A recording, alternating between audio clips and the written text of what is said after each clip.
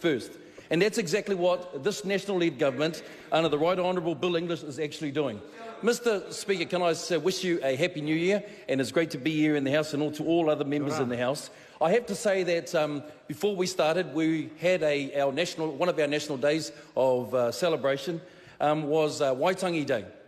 And it was great to be with the Prime Minister. We were at Ngāti Whātua ki Ōrākei Marae, and it was a surreal moment because those of us who've been up to Te Tihi Marae, it's one of those ones where you're surrounded by Māori wardens, there are police, there are security, there are protesters, and it's just, in a sense, it's all on, right? It's all happening. And there we were at Ngāti Whātua ki Ōrākei Marae, 7:30 in the morning, sitting in the wharenui, and there was a back door open. We were at the front of the pai, the mihis were happening, and the back door was open, and there was people just wandering around. There was none of that. And what it came to me was this. Now, this is the place, and this is what it's meant to be in regards to celebrating the things of importance for New Zealanders, and which Waitangi Day should represent. As the mihi started to go on, we had the different members that were there, and especially it was remembering in Bastion Point. And as Ngāti Whātua ki Ōrākei said, this is the appropriate place to be for Waitangi Day 2017, to not only commemorate and celebrate the importance of that. It talked about that there was Joe Hawke was there, part of the Hawke whānau, who can remember 40 years ago on Bastion Point making a stand for the justice of the whenua, of the land and of the people, and that was critically important.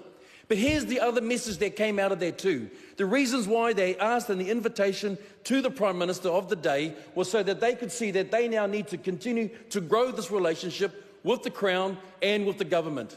And as the Right Honourable Bill English got up and he spoke, so here's the importance of that relationship. In other words, you can talk, and talk is cheap, but what is it in that relationship that has truly made a difference in those 8 years? And here's what he talked about in the importance of the treaty on the day of Waitangi. He talked about under a national-led government, of the 82 treaty claims, how many have been completed under a national-led government? 66 treaty claims have been completed. 66. Now, that's a great accomplishment, that's an achievement, that's leadership to the heart of the nation. So when people talk about things that should be done, that's what this government is leading, and its commitment. But if we were to break it down to the average Kiwi and the average New Zealander, what is the difference under a national-led government in this partnership, in this relationship, and let's take it under the Treaty of Waitangi for Māori in this community? It's simply this: you get to choose. You get to choose your destiny. You get to choose the pathway for your whānau, for your people, for your iwi, for your hapu. You get to choose. No longer should it be the government making the determination of your destiny and for your future. That's the difference under this led government. That's the difference that we heard, and the talk that was happening. And the talk wasn't cheap, because even in the wharekai, as the messages went around, and yes, we had Tukuruirangi Morgan from Tainui and others that were there, they were saying, this is what Waitangi Day should be. This is the sort of relationship that we can expect under a national-led government, where the bottom line is this: actually, let the communities choose. Let the people choose their destiny, their determination. A simple principle: less of government, more of community, and more of people. And that's right, that's a fact that you can tick. That's a fact that's out there. You can't argue with that, and you can't argue with the speeches that came from the people that was there. Mr. Speaker, I want to say this. I'm proud to be able to go throughout the rest of that day, because the Right Honourable Bill English is a Prime Minister that say what he means and means what he says. And I remember that we went down to Okahu Bay, and there were people there coming to talk to him about the things that make the difference. They talked about law and order. They talked about the health situation in our country. They talked about education, things that are important to the heart of our communities as well, and those things are quite critically important. And Mr. Speaker, I have to say that's critically important to us, because here's another key message, that under this government, what are we focused on? Opportunities for all people. So let's back up the rhetoric. If I turn around and say that I trust this Prime Minister to deliver on what he says and mean what he says, I can remember going with this Prime Minister, and we were at the Henderson High School Teen Parenting Unit. I have to say, the Henderson High School, my old high school, so not being biased. And there we there, and Helen Peke, who was the kaioko there, and she's turning around, and there were a number of these teen parents that were there. And as they were talking, the Prime Minister had asked them this question, and he said, what does it mean to be here in this teen parent unit? And they simply said this: it means there's an opportunity for me to further my future. I've made a choice in my life, and I don't have to just settle for it. I can determine another destiny for me, for my children, and for my future. And then this is what he simply said, well, here's what I'll make a commitment. We'll back you 150% of the way. All you've got to do is continue to back yourself. And so what's the result out of that? We have the lowest rates of teen parents, of sole parents in New Zealand since 1988. Now that's an achievement. That's the one that you can tick off. You can fact check that. That's critically important for us and for this country as well. Mr. Speaker, that's truly making a difference as well.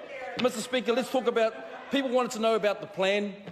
I can remember there was a time in this House when many speeches over there, and my good friend and colleague, parliamentary colleague, Chris Farfoy, was talking about the health in mana of some of the families that he was working with. And the fact is that they needed to get to GPs.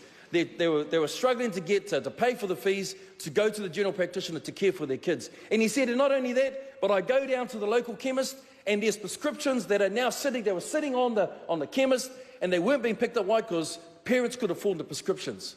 So what's happened under this government? Free GP visits for all of us under 13. Secondly, under that, prescriptions are also paid for as well.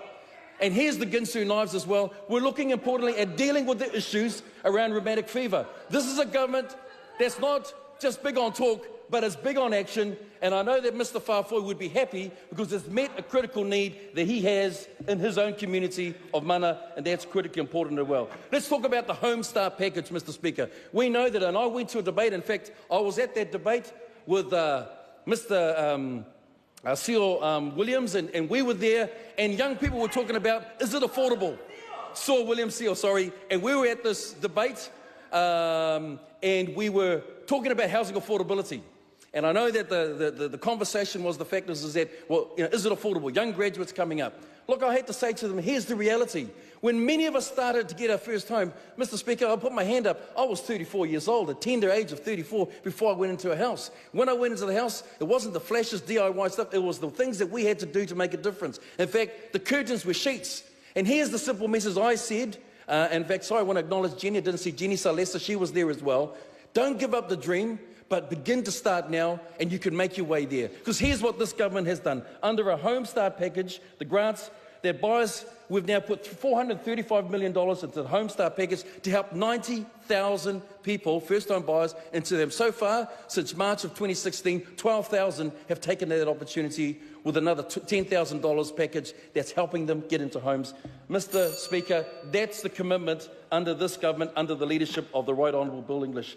Mr. Speaker, I want to talk about education. For Pacifica communities, education is absolutely critically important. And I would have thought that fact is that right across the House, cross-parliamentary, people are talking about we should be celebrating and working together. Well, here's an announcement that's truly making a difference. I've been involved in Board of Trustees for over 20 years with my children and in the communities. And the things that we wanted to see is that we know that for a lot of our Māori Pacifica kids is around entering into early childhood education or punanga reos, language nest, to help give them that ability to be able to gain confidence in the curriculum. Mr. Speaker, we know that under this government, we not only set a target, but we've achieved that target into the 90%, Mr. Speaker, where more of our Pacifica children are now entering into early childhood education, giving them a much better start. But let's talk about participation rates and completion rates. But not only that, but they're now the retention rates and the completion rates for Pacifica in tertiary education. So we know that back in 2006, they were down at the low 40 and 50%. Now we know that in 2015, 2016, they're up now at the 70 to 80%.